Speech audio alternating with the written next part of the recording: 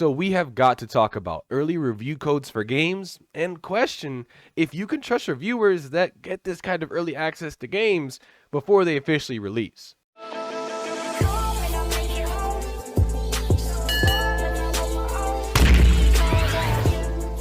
Yo, what's good? It's Minstora. So, for those of y'all wondering what brought this about, I guess this kind of slightly more serious video tonally, I did recently witness a specific interaction on Twitter that inspired me to bring this up and talk about it here on my channel. Now, to clarify, I'm not really someone that covers drama like that. It's not the kind of content I make, and that's not what this YouTube channel is about, even if it does fall within gaming kind of as a whole. Nah, it's just that this specific interaction did kind of create an opportunity to talk about this issue within gaming as a community, as a sphere, and to talk a bit about game reviewers as a whole, as well as how I personally feel about review codes, and lastly, my stance is on if I'll ever accept early review codes if I'm ever in the position to where they're offered to me, right? Now, a quick overview on the Sphere Hunter, right? Susie, she loves survival horror, right? If y'all don't know about her, check her out. She does make some good content, right? She loves survival horror. She loves Capcom games, and she's, I guess you could say, in some ways, kind of a Capcom ambassador of sorts, right? She was recently a co-host for the Capcom Spotlights live stream. That's their live stream event where they kind of highlight some of their upcoming titles. So obviously, right, she's got some good connects with Capcom. She has good connections with Capcom as a company, and so obviously she gets review codes of games, the most recent one being Resident Evil 4 Remake. And what brought this all about is that she did very graciously admit that, she was like, oh dang, I messed up and I said something that I wasn't supposed to in my review of Resident Evil 4 Remake. So Capcom asked me to take down the video and I could post it again on the release date, right? She just kind of expressed being a bit bummed out about the whole situation, about her slipping up in this way, and that it was frustrating, right? That's fair, nothing wrong with that. But then, as you saw, Ranton then says to her, Ranton, who is another gaming content, he makes gaming content, but he also makes a lot of kung fu and kind of Chinese culture related content here on YouTube as well. He replies to her and says that she's not a reviewer. She's just a Capcom lapdog. Now, obviously, that's pretty harsh, right? That's pretty harsh, but this video isn't about me picking a side necessarily, even though I do occasionally watch videos from both of these content creators. And, to make sense of why Ranton would say something like this, a few years back, he actually made a video pointing out the issues with early review codes. Go watch his video if you're interested. Just search Ranton review codes. It is quite in depth. You'll find it, I would say quite informative, quite well laid out, and he has this entire perspective on things there, right? It's quite thought-provoking as well, I would say. But to go into my thoughts, right, and before I do that, I would say, yeah, that's kind of, if y'all are wondering, dang, why would he say something like that? That's your explanation. That's your reasoning why, right? But to go into my thoughts, right, these companies give reviewers early copies of the game, early review codes for the games, and reviewers will say things like, oh yeah, I've done bad reviews before, so I can say whatever I want in my reviews. Ranton has also brought up this point, but at the same time, and my issue with all of this is that some of these companies have blacklisted people, entire other companies and content creators before for unfavorable reviews. We know that this has happened.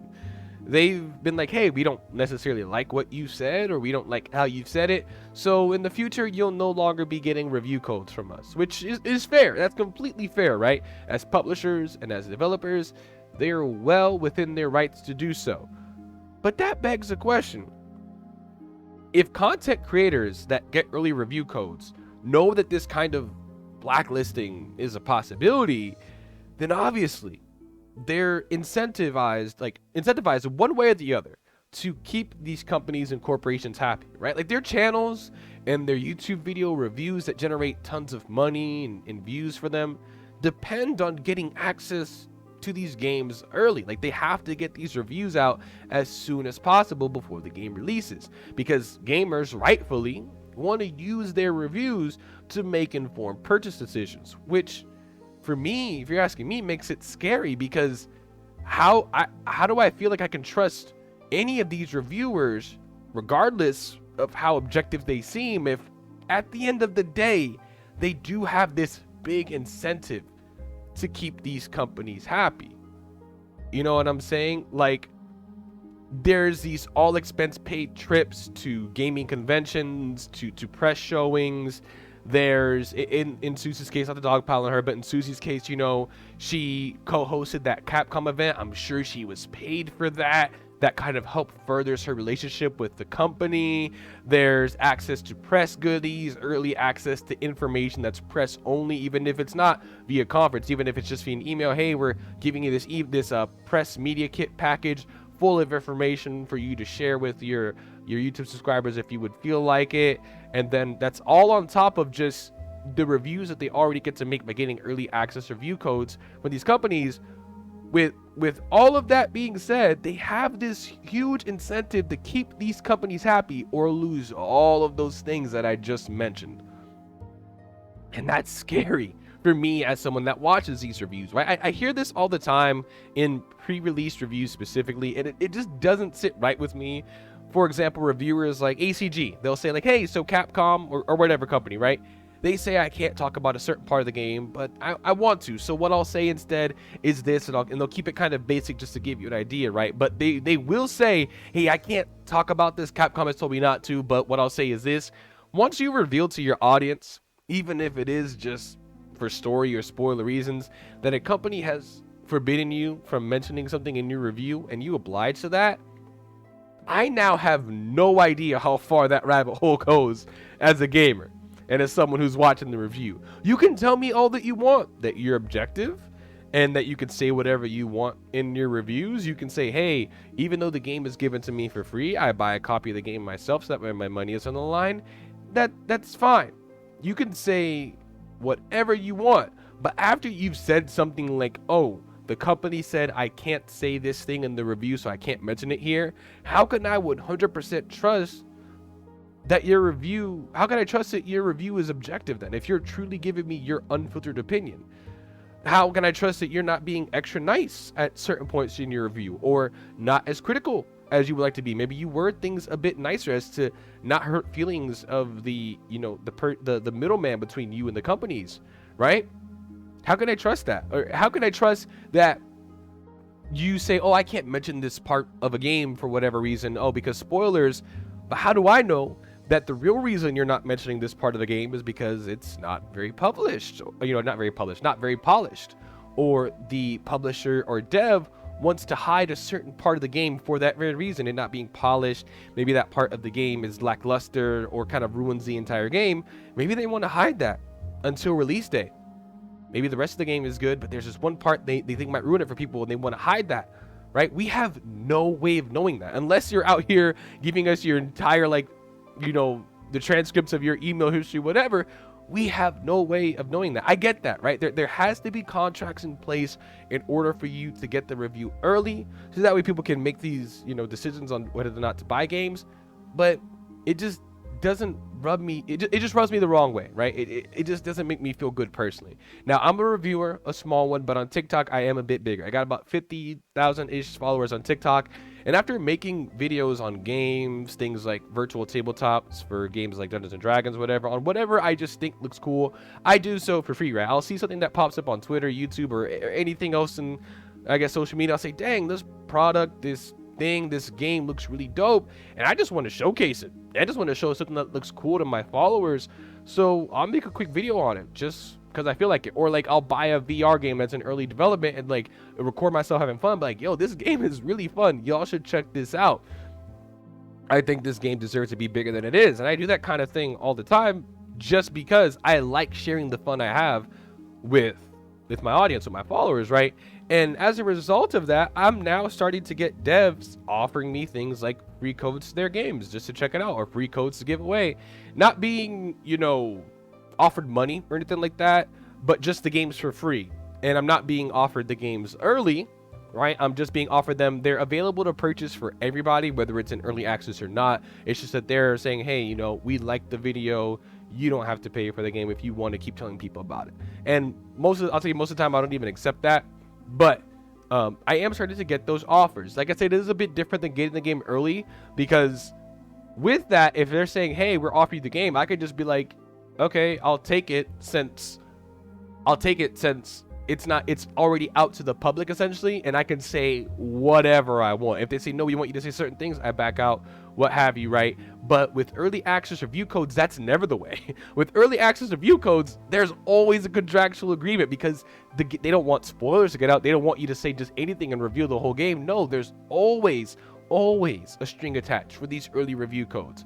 So I'm one step away from accepting these early access review codes. So that brings up the question for me, like, will I accept them? Will I accept these early access review codes? I assume how reviewers have to review these games, I'm just making assumptions. I don't actually know how it works for them, but I'm assuming how they review these games isn't how I personally want to enjoy video games, right? I imagine things like they have to stop every now and then, like every few minutes or so, to take notes rather than just enjoying the game as it is. They'll have their pen and paper or whatever they use to take notes. They can't just play through the game like me and you do and just kind of enjoy ourselves. No, they got to take notes on it. So that means constantly stopping to record your thoughts, maybe write a part of a script, what have you, right? And also, if they get the game early, they're competing with every other reviewer and outlet that got the game early. So they've got to beat the game as quick as they can in order to give their full thoughts on it, in order to get the review out as early as possible, to get the review out as soon as that embargo lifts, so that way they can get as many clicks as they possibly can, because more views equals more money. And hey, that's their job. I ain't knocking them for it. But that just doesn't seem like fun for me personally. Also, I can't stream these games, right? I love streaming my games, especially survival horror games, to my audience there on TikTok, right? I love doing it. I love sharing those moments with them. I love laughing together in the chat and all that good stuff. But if you got an early review code, you can't. And I guess one of the biggest things is I can't be fully transparent in those reviews. Like I said, there's gonna be some kind of agreement with the publisher or developer, right? Like, I enjoy experiencing games on release with the rest of the gaming community and sharing that experience with the community in various ways, whether that's posting TikToks and short clips or making longer content here on YouTube, or even just participating in the comment sections of other people's content. If I've already beaten the game by the time it comes out to the public, it just isn't the same. I can try to interact in that same way, but it just isn't the same that I've been enjoying games now for the longest. And that doesn't interest me, right? Like, it's just, I don't know. It just doesn't it just doesn't seem really fun to me at all. Playing games in that way doesn't seem fun to me, and I do respect reviewers that, to me, it does seem a bit like a sacrifice. If you love video games and you particularly love a certain franchise that you're reviewing a game for, it does kind of feel like a sacrifice to have to play a game that way to get the review out, to help inform others on if this game is worth your time and money or not. So I do respect them and appreciate them for that sacrifice, but it just doesn't seem like a fun way to enjoy video games for me. So that also lends to me being unsure, as if that opportunity ever presents itself, will I review games early access like some of these bigger outlets and reviewers? I don't know. If I ever have to tell my audience, whether here or on TikTok, that for a review, right? If I ever have to tell them, hey, I can't mention this part of a game for spoilers, again, they got no way of knowing if it is truly for spoilers, or if I can't talk about it because the devs want to hide something. Hell, I may not know if it's for the reason or for that specific reason. It might be because a certain part of the game is buggy, overall bad, whatever it may be. But my audience just kind of has to take my word for it. Whereas if I don't accept the review code and I just begin to review a game after it's come out to the public, I buy it just like everybody else, I can say whatever I want. There's no agreement between me and the companies. So, like, it's so much easier for my audience to take my word that this review reflects my true and honest opinion. Whereas for early release or pre-release reviews, I feel like it's harder to take that case. Now, maybe some reviewers are fine with that, right? Maybe some reviewers are like, hey, even if you believe me or not, I don't care. I like reviewing these games to help, even if I just help one person make an informed purchase decision, whether or not you believe me, whether if you think I'm a corporate shill, that's enough for me. Some of them might not care, and that's fine. But I'm saying for us gamers and in gaming as a whole, it's a hard take. It's a hard pill to swallow, and trusting these reviewers, again, because there's so much on the line for them. If you You might say you enjoy a game, and if it turns out that most people didn't, it's like, that's rough. That's rough. The hammer's coming down on you. It's like, dang, did you say you liked the game just to keep getting invited out to press events from this company, or like, what's up? Because like the rest of gaming think this game is awful, and you're saying it's great. I don't know. It looks kind of suspect, right? You know what I'm saying? So as of right now, I'm much more leaning towards the side. I'd rather have it be easier for my audience to take my word. I'm a firm believer though that what I just explained, like, making reviews to help people make informed purchase decisions, is like one of the more minor reasons to make reviews. I feel like personally, I want to make reviews because I want to get my thoughts in the game out there. I make reviews for me, right? And as I said previously, I imagine the review process for early access, like early review codes, copies of the game or whatever, doesn't lend itself to that, right? Because again, I got to rush and all that stuff, these agreements, whatever. So as of right now, I'm not sure. And real quick, kind of a little bit off subject. I'm not doubting. I'm not trying to say that Susie isn't a good person by this because a lot of what I've said, one could attribute to, I guess, me backing Ranton, but I promise that's not the intention here. I'm more so saying this applies to every single reviewer, right? This applies to every single reviewer that accepts early review codes. That's Fextra Life, ACG, SkillUp, whoever. This applies to all of them, right? But I did really quick, I wanted to address that. I'm not doubting Susie at all isn't a good person. I'm sure she's a great person. At least from my impressions of her, it seems to be that she's a good person, that she seems like the kind of person to truly help out a friend if they need it.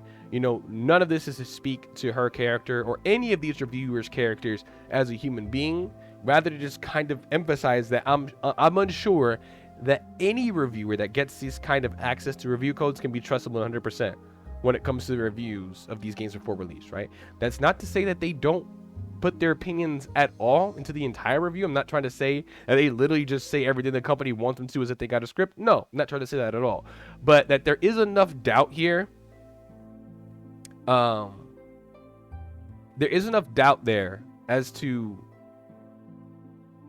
there's enough doubt basically to be like, hey, they really want to keep these game devs and publishers happy. And that fact of itself does sow enough doubt, essentially, right? Like I said, the all expense paid trips to press events, man, the behind the scenes access, the first dibs at news, all that stuff, you know, all that leads to you getting content as fast as you can out to your audience, to your viewers. All of that leads to tons of money for you, the content creator.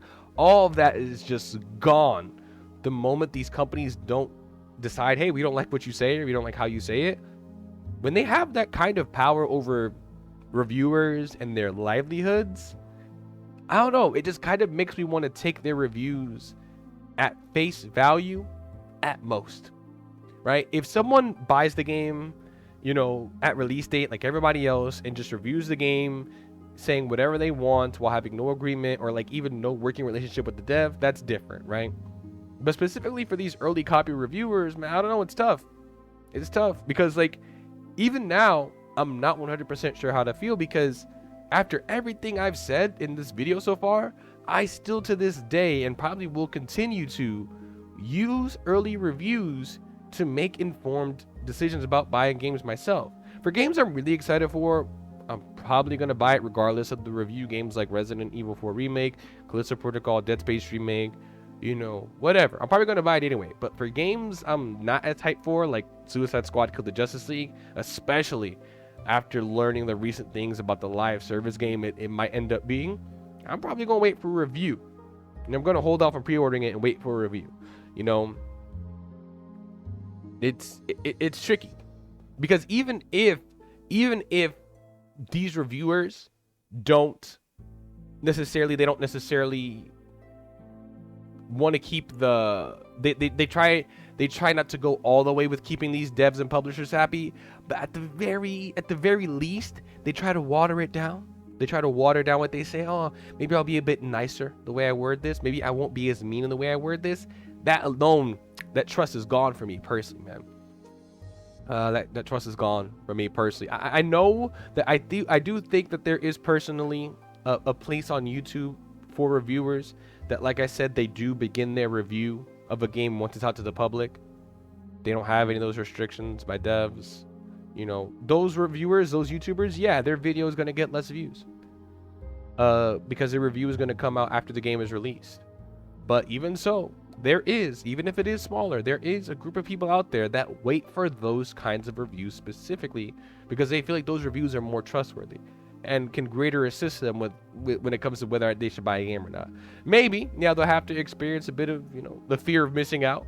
They'll have to wait a few days to buy a game, but to them it's worth it to wait for those reviews. And I'm just unsure what side of reviewing games I want to join in when the time comes, right? As of right now, I'm on that side because I'm not getting review codes, but do I want to stay on that side?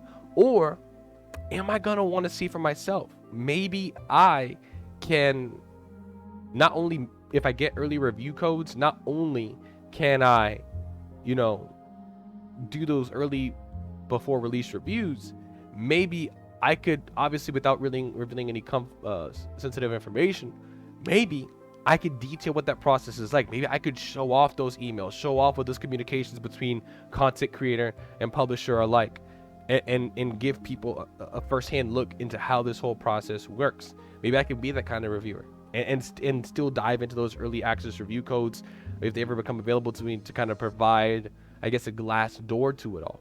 I don't know. It's tricky. Maybe such a thing isn't possible. Maybe other content creators have tried to do that very same thing, but during communications with the middlemen and middlewomen of these companies, it just isn't possible because they want these conversations to stay secret. I don't know. It's all very thought-provoking. It is kind of a bit of a bummer that this video doesn't have like a concrete, I guess you could say, resolution to it as far as whether or not what my course of action is going to be. But I've made this video just to provoke thoughts in people and to simply, I guess, just like rant on, get a dialogue going. And one, as well as, I know I may not have made it seem like it, but I've also made this video to highlight that, hey, these reviews, regardless of their incentives to keep devs happy, these reviewers do put a lot of work into their reviews as well, especially for the bigger review outlets. There's multiple staff that goes into making a review, so it's tricky. There's a lot of stuff on both sides of this, man, but I wanted to get that dialogue going. And if nothing else, I hope this kind of opened people's eyes to be like, hey, if you were kind of just taking reviews as kind of taking what these reviews said without considering all this in the past, hopefully this makes you kind of go, oh snap, yeah, there is a lot of incentive for reviewers to keep these companies happy, so I should still listen to these reviews, but maybe only take them at face value, if anything else, right? But hey, if you made it this far to the video, just know that I appreciate you, man. This is gonna be your one-stop shop for all kinds of gaming, anime, nerd, and pop culture related content. My name is Minstore. I appreciate you if you made it this far. Feel free to let me know in the comments below what you think about early access review codes, or not early access, but early review codes for games coming out to the public. And as always, I will catch y'all on the next video. Y'all be easy, man. Peace.